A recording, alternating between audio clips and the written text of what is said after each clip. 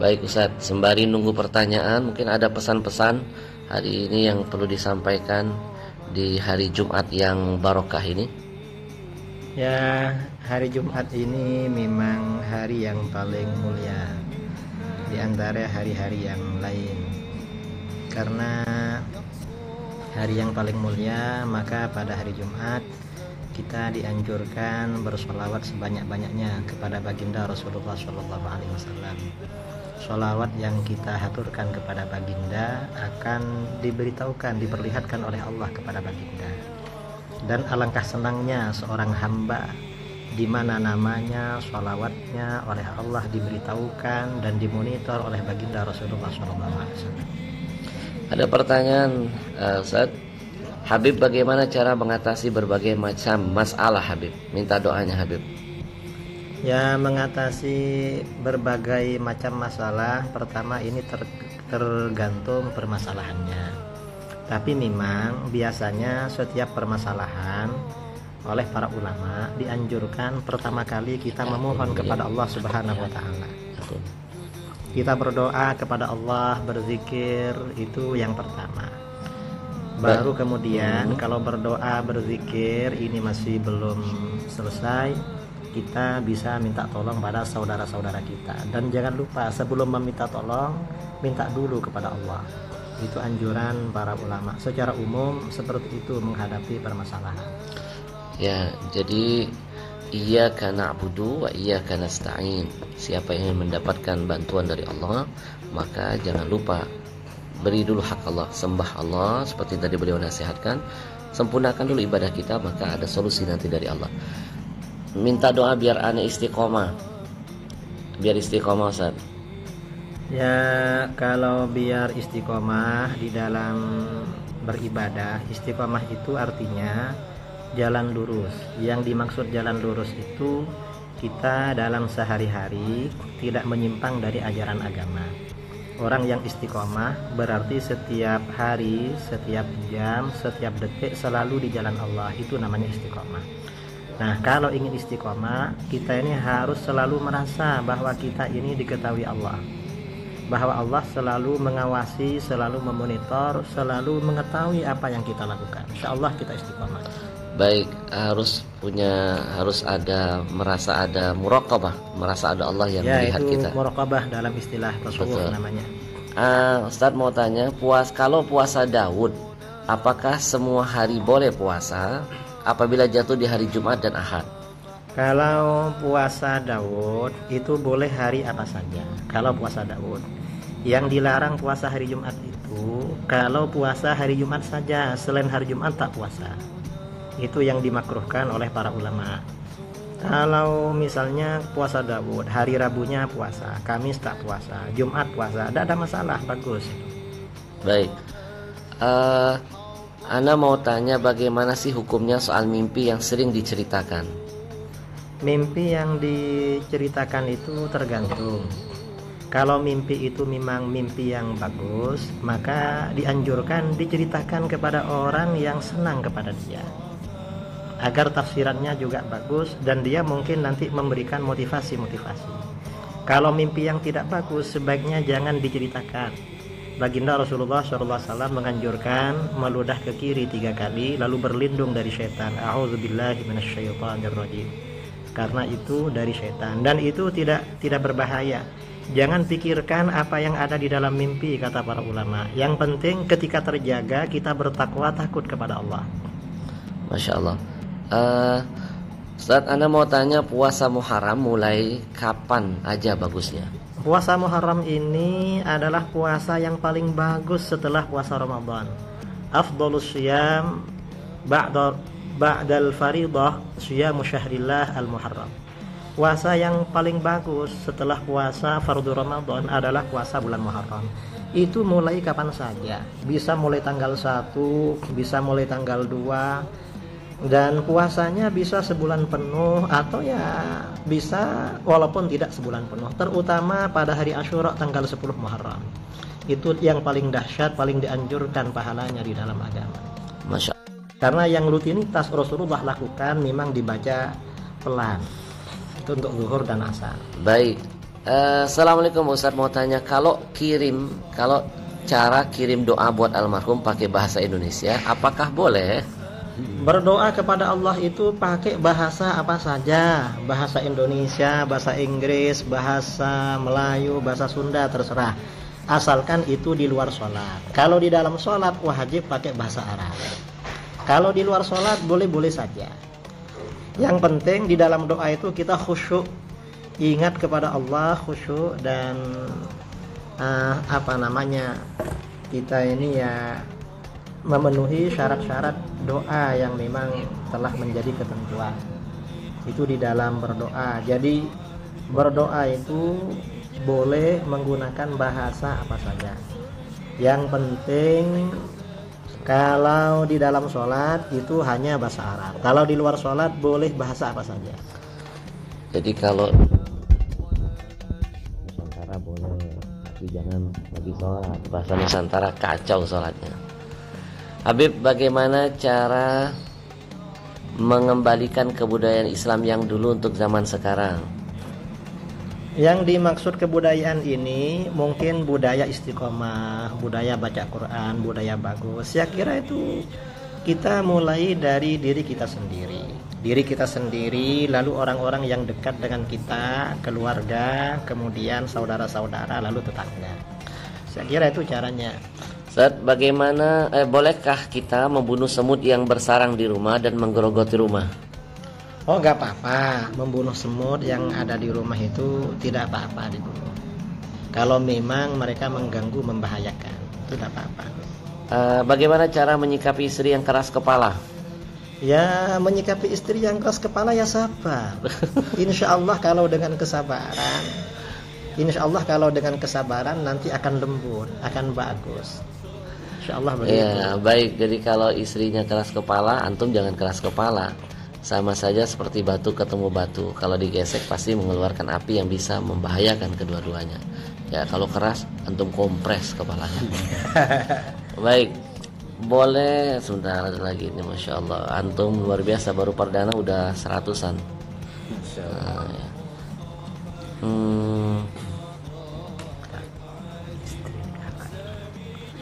Ustaz mau tanya masalah istri nikah lagi boleh nggak? Kalau yang dimaksud istri nikah lagi itu sudah cerai dengan suami yang pertama dan sudah selesai iddah, nggak apa-apa. Dan malah bagus kalau nikah lagi. Kalau sudah cerai, kalau punya suami ya nggak boleh menikah lagi. Istri itu suaminya cuma satu. Kalau suami istrinya boleh lebih dari satu. Betul Beb ya? Betul. Baik. Masya Allah. Saya mau tanya, di wilayah saya Idul Adha kemarin takbir pertamanya itu 5 dan takbir yang kedua 7. Karena pada umumnya di kecamatan tempat saya umumnya takbir pertama 7, takbir kedua 5, khilafiyah. Jadi memang mestinya yang pertama itu 7, yang kedua 5. Kalau dibalik maka ini tidak sunnah, tetapi tidak sampai membatalkan sholat. Tidak takbir 5 atau 7 juga gak apa-apa, itu kesunahan.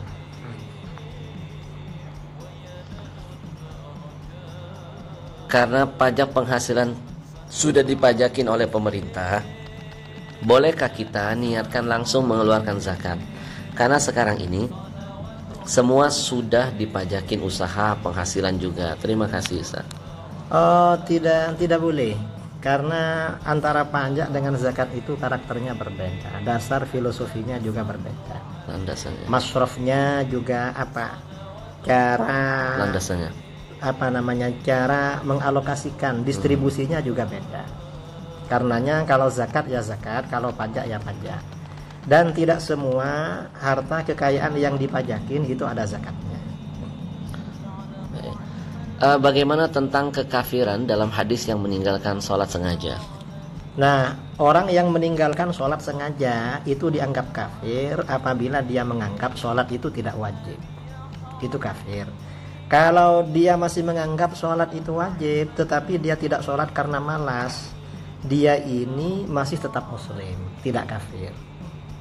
Jadi seperti itu. Itu orang yang meninggalkan sholat dan menganggap meninggalkan sholat gak apa-apa. Apa hukumnya memegang Quran juz amma yang kecil beserta terjemahannya itu dalam keadaan haid? Dan bagaimana hukumnya santri yang menghafal juz amma di waktu sekolah sedangkan dia dalam keadaan haid? Nah, Al-Quran yang ada terjemahannya itu termasuk dibukukan sebagai mushaf, Quran terjemah. Jadi orang yang sedang hadas itu memang tidak boleh memegang mushaf. Itu menurut mazhab Syafi'i, memegang Al-Quran. Jadi Al-Quran atau Al-Quran yang ada terjemahannya itu juga mushaf juga, kecuali kalau terjemah saja. Kecuali kalau Al-Quran itu bercampur dengan tafsir, itu baru beda lagi. Masya Allah. Baik, Habib Ahmad, salam dari suami saya Ustadz Fauzi Maka yang pernah bimbing travel. Oh, Masya Allah, saya tunggu DM-nya. Saya sedang mencari Ustadz Fauzi. Ini Ustadz Fauzi orang Madura. Masya Allah, ini orang Madura ya. Kalau nggak salah orang Madura, dan beliau pernah bercerita tentang antum. Sebelum anak ketemu antum, beliau ngawal jamaah anak dan beliau ngasih lihat ada pendekar Aswaja. Orangnya kecil, tapi Masya Allah ilmunya. Dia sebutkan nama antum. Oh, sepertinya kenal dengan Ustadz Fauzi, kenal baik. Dan alhamdulillah, Ana sudah kenal dengan Ustadz Idrus Ramli dan berawal dari Ustadz Fauzi yang ada di Mekah. Mohon saudari Najma nanti DM-kan nomor Ustadz Fauzinya, mudah-mudahan bisa silaturahim nyambung kembali.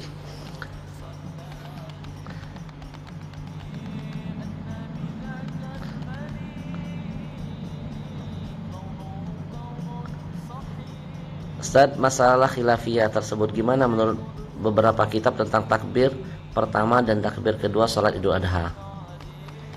Ya, sholat Idul Adha itu untuk takbir pertama 7 kali, yang kedua 5 kali. Itu di dalam mazhab Syafi'i yang kita gunakan di Nusantara, di Indonesia. Ana mau tanya, zikir setelah sholat fardu yang baik urutannya apa saja, Ustaz? Yang kalau urutannya itu ya tergantung. Biasanya istighfar dulu. Karena Rasulullah SAW setiap habis sholat itu istighfar. Kemudian baca tahlil la ilaha illallah wahdahu la syarikalah. Karena itu setiap habis sholat Rasulullah juga baca. Kemudian baca subhanallah 33 dan lain sebagainya. Banyaklah zikir wirid sehabis sholat tuh yang mau kita baca. Urutannya ya terserah mana yang kita suka, tapi dianjurkan istiqomah. Ya.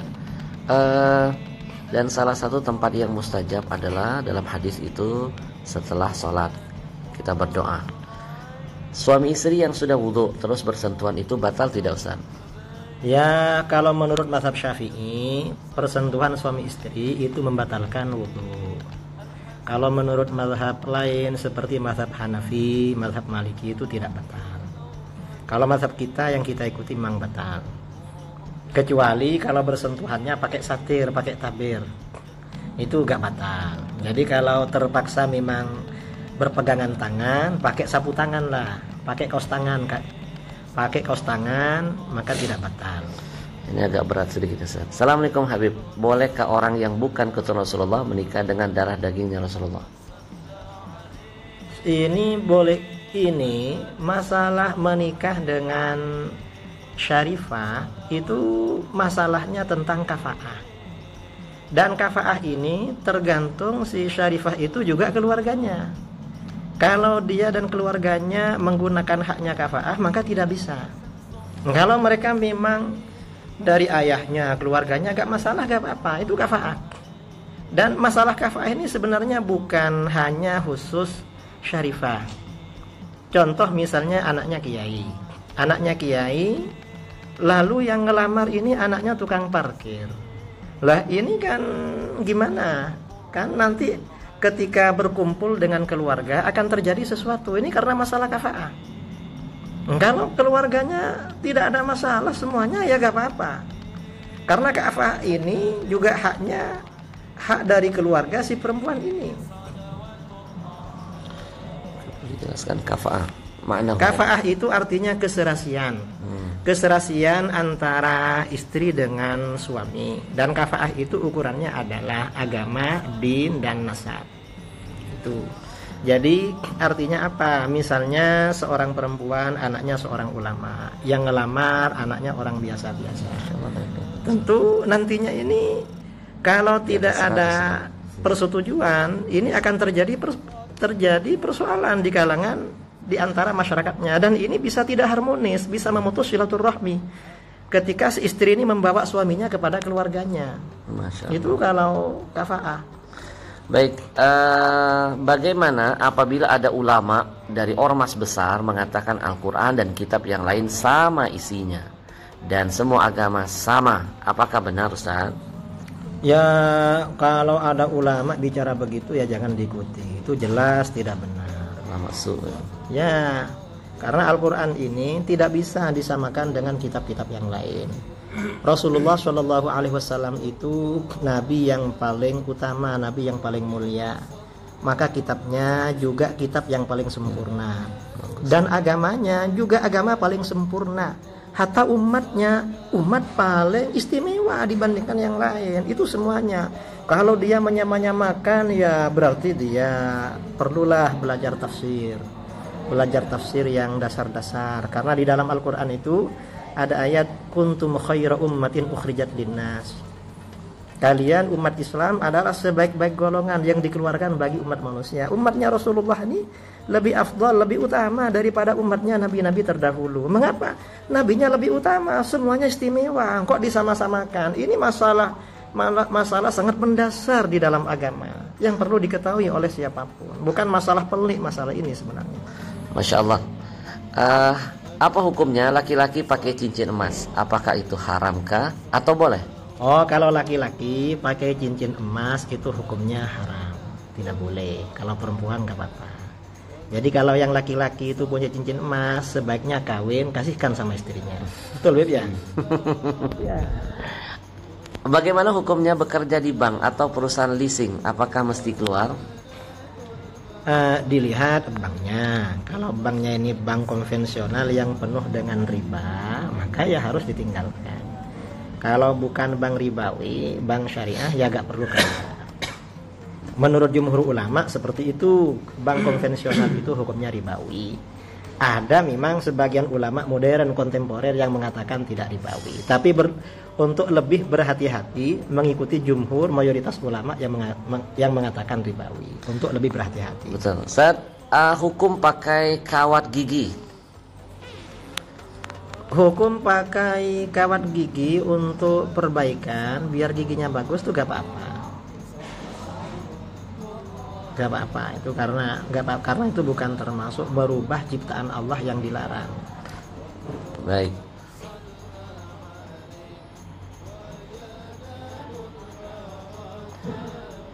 Mau nanya Habib Alafu sebelumnya, apa hukumnya jikalau ia benci kepada Ahlul Bait Nabi sallallahu alaihi wasallam? Loh, gak boleh benci sama Ahlul Bait itu. Orang yang benci Ahlul Bait, sabda Rasulullah SAW, diancam masuk neraka. Harus cinta kepada Ahlul Bait. Mengapa? Ini sebagai simbol bahwa kita cinta kepada Rasulullah SAW. Orang yang cinta kepada Rasulullah SAW, maka wajib cinta kepada keluarganya, wajib cinta kepada sahabatnya, dan wajib cinta kepada umatnya. Semuanya harus dicintai. Dicintai semua. Masya Allah. Assalamualaikum. Apakah ada tata cara atau qaul ulama dalam bertasmiyah tanpa membaca surah Al-Imran itu, Ustaz?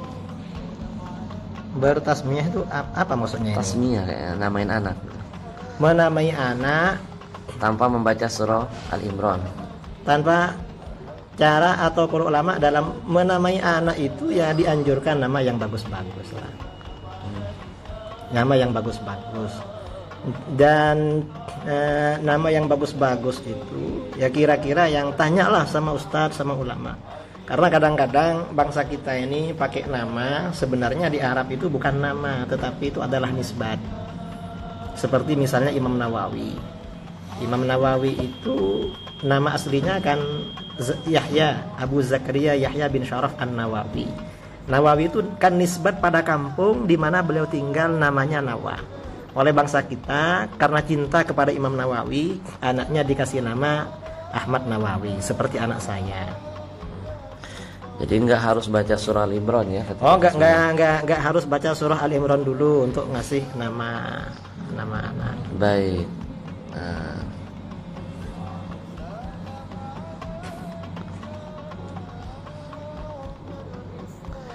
Oke, hukum memakai kawat gigi secara nasnya. Ya, itu apa namanya? Kalau nas seperti itu, sepertinya kita tidak tahu. Ya mungkin tidak ada. Tapi itu termasuk yang diperbolehkan. Betul. Ya, tadi beliau sudah menjelaskan bahwa kawat gigi itu bukan merubah bentuk ciptaan Allah. Justru dalam hal ini kita dibolehkan karena merawat, karena Allah itu kan indah, suka dengan keindahan. Jamilun yuhibbul jamal. Jadi mungkin ada yang giginya nggak indah atau nggak rata. Nah, sekarang kan ada solusinya tanpa merubah bentuk fisik. Apa hukumnya istri mau cerai tapi suaminya nggak mau, padahal sudah 6 bulan lebih nggak diberi nafkah? Ya, kalau memang karena ada persoalan seperti suaminya sudah lama 6 bulan tidak memberi nafkah, gak apa-apa. Dan itu tinggal diajukan ke pengadilan saja, karena itu urusan pengadilan. Dan harus ada isbat, ada penetapan di pengadilan bahwa suami memang tidak memberi nafkah. Jadi seperti itu. Baik.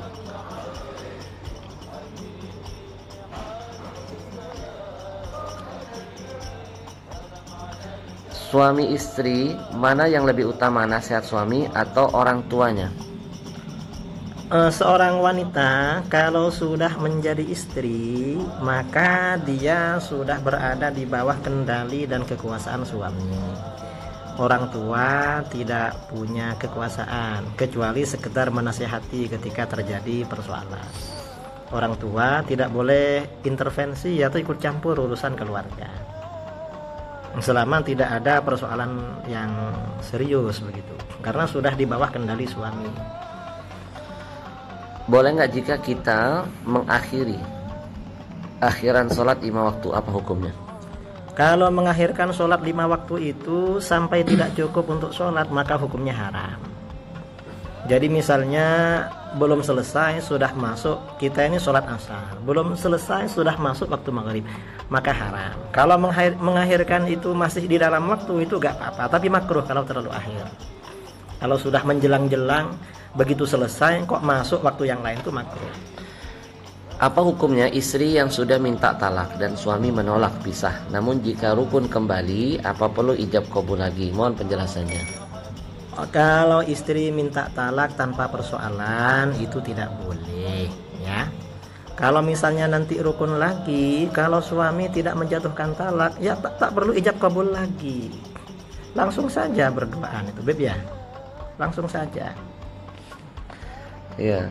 Dan kalaupun sudah jatuh talak satu, selama masa iddahnya belum habis, nah ya, itu boleh rujuk. Tidak perlu nikah lagi, cukup rujuk ya, senyum-senyum lalu masuk kamar, sudah ini sudah aku sudah, kembali lagi. Aku kembali dalam pelukan. Kembali itu. Sudah halal kembali. Masya Allah. Beb mau nanya, harus berbakti kepada orang tua atau menuntut ilmu yang didahulukan? Kalau ini apa namanya? Kalau seorang perempuan itu berbakti kepada orang tua, sedangkan menuntut ilmu itu sebatas apa yang menjadi kewajibannya. Kewajiban sehari-hari seperti sholat, puasa, apa itu yang menuntut ilmu. Dan orang tua wajib memfasilitasi untuk belajar bagi anak-anaknya, kecuali kalau orang tuanya ngajar sendiri. Assalamualaikum Ustaz. Dalam perjalanan kita membaca Al-Quran tanpa berwudu, apakah dibolehkan?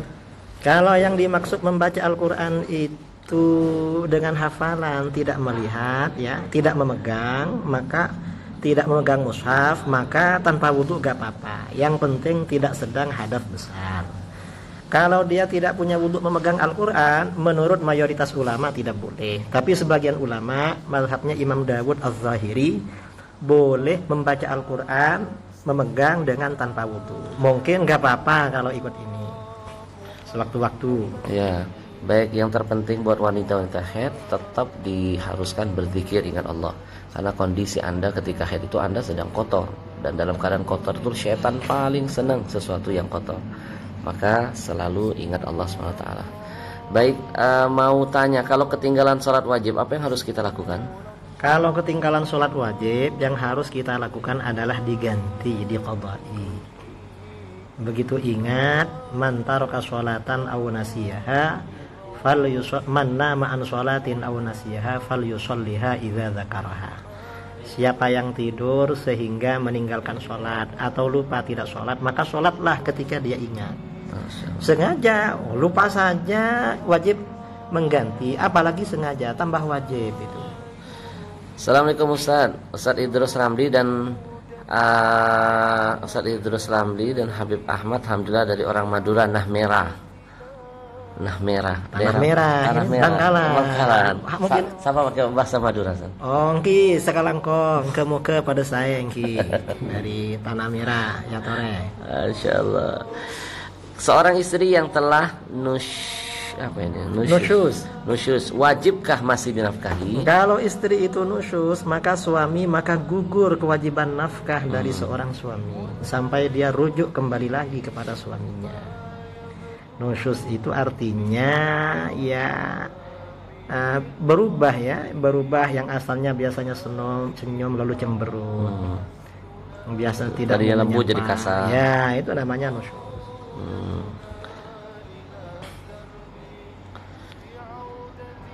Jadi makanya ibu-ibu kalau mau ditambah uang bulanannya jangan cemberut, senyum aja terus kepada suami ya. Saya mau tanya, di tempat tinggal saya mazhabnya Syafi'i, terus di lingkungan tempat kerja saya mazhabnya Hambali. Kalau sholat subuh nggak pakai kunut, apa sah nggak pakai kunut? Sholat nggak pakai kunut itu hukumnya sah, karena di dalam mazhab Syafi'i sendiri kunut itu termasuk sunnah. Jadi bukan perkara yang wajib, cuma termasuk sunnah ab'ad. Artinya kalau ditinggal dianjurkan diganti dengan sujud sahwi. Jadi sah saja. Baik, 1-2 pertanyaan kita akan jawab karena setelah ini beliau akan menuju ke Kuningan untuk khutbah Jumat, dan setelah khutbah Jumat ada tanya jawab di masjid. Ahlan wa sahlan Habib Muhammad Syahab. Assalamualaikum Habibi. Habib Muhammad Syahab. Waalaikumsalam. Waalaikumsalam warahmatullahi wabarakatuh. Kaifa haluk ya Habib Muhammad Syahab? Masya Allah. Di mana saat nanti khutbah Jumatnya hari ini? Di Masjid Nur Rojak, komplek perkantoran Kuningan. Oke, di masjid beliau hari ini khutbah Jumat di Masjid Nur Rojak di komplek perkantoran Kuningan. Setelah itu ada sesi tanya jawab beliau dengan jamaah. Baik.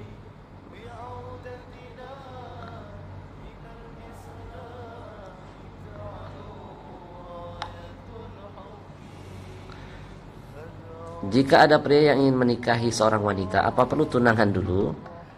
Adab seorang pria jika ingin menikah seperti apa yang benar? Jadi bertunangan itu tidak wajib. Kalau sudah langsung setuju, langsung nikah aja, nggak apa-apa, biar tidak repot-repot. Dan memang pesan Rasulullah SAW, khairun nikah aisaruhu. Sebaik-baik pernikahan tuh yang paling gampang, yang paling mudah, yang nggak rumit. Itu yang paling bagus. Kesini. Iya. Baik, Ustaz, kalau berwudu tanpa memakai pakaian apakah sah atau tidak? Oh sah. Berwudu itu syarat sahnya tidak harus pakai baju. Bahkan kalau misalnya ketika di dalam jedeng kita ini langsung nyemplung, langsung cebur ya, nggak apa-apa sah, asalkan lebih dari 2 kolah airnya. Atau langsung kita ini meloncat ke sungai, sah saja itu. Kiat-kiat mempunyai qalbun salim. Qalbun salim illa man atallah biqalbin salim. Jadi yang selamat besok, yang tidak terhina di hari kiamat adalah orang yang datang kepada Allah dengan hati yang selamat. Maksudnya selamat dari syirik. Nah, orang kalau ingin selamat dari syirik, juga dari penyakit-penyakit yang lain, pertama kali yang perlu diperdalam adalah akidahnya. Yang diperbaiki adalah akidahnya, terutama keimanan kepada Allah yang maha sempurna, keimanan kepada takdir. Insya Allah kalau ini keimanannya mantap, maka nanti hatinya akan selamat. selamat kepada Allah, selamat kepada saudara-saudaranya. Baik, sudah lama ingin dengar langsung dari Ustadz Idrus Ramli. Sekarang beliau sudah punya akun Instagram. Jangan lupa semuanya teman-teman follow para ulama-ulama kita yang istiqamah, yang masya Allah. Ya, ada Ustadz Idrus Ramli. Akunnya Ustadz? Akun saya namanya apa ya? Ya nama saya lah, Muhammad Idrus Ramli. Namanya Muhammad Idrus Ramli. Nanti cari, follow. Saatnya kita belajar dari ulama-ulama yang masya Allah dan istiqamah. Masya Allah, makin berkah hari ini Habib Muhammad Syahab. Mudah-mudahan dilancarkan perjalanan dakwanya. Baik, kemudian bolehkah menamai anak dengan faqih muqaddam sebagai tanda cinta kepada ahlul bait? Oh gak apa-apa, kalau ngasih nama itu karena misalnya tabarruk, tafaul dengan faqih muqaddam, seorang sayyid yang alim ahli fikih, bagus juga itu, barangkali dapat barokahnya. Barokah dari beliau mengalir kepada anak kita. Baik teman-teman, masih banyak sekali pertanyaan yang mungkin tidak bisa dijawab sekarang, tapi insyaallah nanti dijawab di akun saya. Di lain kesempatan nanti akan dijawab oleh beliau di akun pribadi beliau. Doakan beliau sehat, panjang umur, dimudahkan apa yang diperjuangkan dan dicita-cita. Amin ya rabbal Dan alamin. doakan beliau diselamatkan dari segala macam fitnah dunia insyaallah. Bagi hadirin yang sudah bergabung, setiap detiknya, setiap menitnya, setiap jamnya mudah-mudahan menjadi asbab keberkahan menghampiri kita semuanya. Allah ampuni dosa kita, Allah mudahkan segala urusan kita. Insyaallah hari Jumat yang berkah, keberkahan terus mengalir buat antum semua. Saya Ahmad Al-Habsyi, mohon doa sekali lagi buat beliau, mudah-mudahan panjang umur. Ya, assalamualaikum warahmatullahi wabarakatuh.